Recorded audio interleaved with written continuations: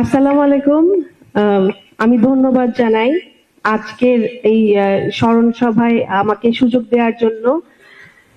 Doctor Zafrullah Chowdhury এই নামটার পিছনে যতটা শক্তি, যতটা অনুপ্রেরণা, আমাদের মতো যারা ক্ষুদ্র মানুষ, আমরা সাধারণ মানুষ দেশের, তাদের কাছে এই নামটা আসলে অনেক অনেক বিশাল কিছু, যাকে আমরা হারিয়ে ফেলেছি।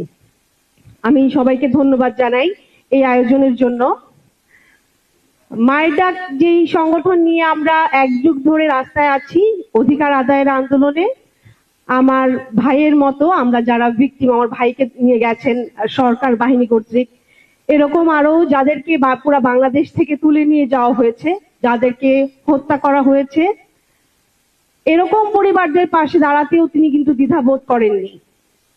আমরা সবাই জানি আমাদের দেশে অনেক সচেতন নাগরিক আছেন, অনেকে অধিকার আদায়ের আন্দোলনে আছেন, কিন্তু অনেক কম সংখ্যক মানুষ আছেন যাদের এতটুকু সাহস ছিল আসলে এই আন্দোলনটাতে আমাদের পাশে সবখানে রাস্তায় দাঁড়ানোর। এবং মায়ের ডাক যখন থেকে রাস্তায় আছেন আন্দোলনে, প্রতিটা মানববন্ধনে, প্রতিটা প্রেস কনফারেন্সে আমরা আমাদের পাশে ডাক্তার জাফরুল্লাহ চৌধুরী ভাইকে পেয়েছি।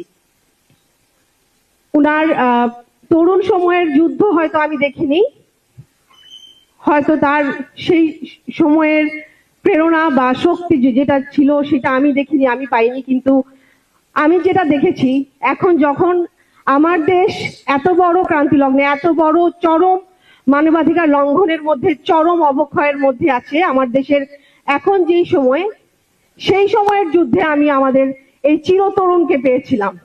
গত এক যুগে তিনি আমাদের পাশে ছিলেন এবং প্রতিটা অন্যায়ের বিরুদ্ধে,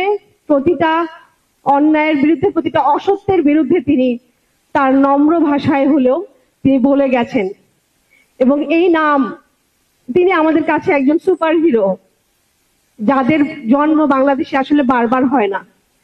এরকম ডক্টর জাফরুল্লাহ চৌধুরী আমরা আরেকজন পাবো কিনা আমরা জানি না, কিন্তু আমরা তার চেতনাকে ধরে রাখবো। এবং তিনি যেই বাংলাদেশটা আসলে দেখতে চেয়েছেন, তিনি যেই বাংলাদেশটা গড়তে চেয়েছেন, তার কিঞ্চিত যদি আমরা কিছু করতে পারি, আমরা মনে করব আমরা তার যে সংগ্রামকে আসলে সার্থকতার জায়গায় নিয়ে যেতে পারবো।